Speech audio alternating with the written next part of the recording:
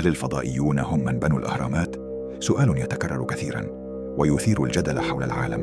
لكن هل فعلاً هناك دليل واحد على وجود كائنات فضائية في مصر القديمة؟ الإجابة لا. لا توجد بردية ولا نقش ولا حتى قطعة أثرية واحدة تشير إلى ذلك. ما نعرفه من دلائل حقيقية هو أدوات حجرية استخدمها العمال، برديات توضح طريقة نقل الحجارة، مقابر لعمال البناء بجوار الأهرامات نفسها. بناء الأهرامات لم يكن معجزة من السماء، بل إنجاز عبقري قام به المصري القديم بعقله وعلمه وإرادته. إنه شيء يصعب علينا اليوم تصديقه، لكن الحقيقة أن الحضارة المصرية القديمة كانت متقدمة بشكل مذهل. تخيل أنهم عرفوا تقويم الأسنان وأجروا جراحات دقيقة في الدماغ، وكان لديهم نظام إداري وتنظيمي عجيب في دقته.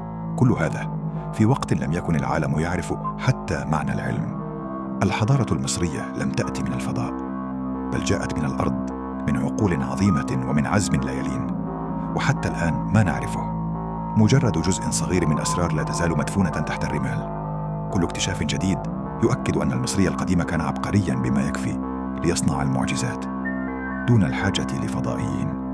الأهرامات ليست لغزاً فضائياً، بل دليل على أعظم ما يمكن أن يفعله الإنسان حين يؤمن بقوة عقله. شارك رأيك في التعليقات، واشترك في القناة لتعرف المزيد من الأسرار عن أعظم حضارة عرفها التاريخ.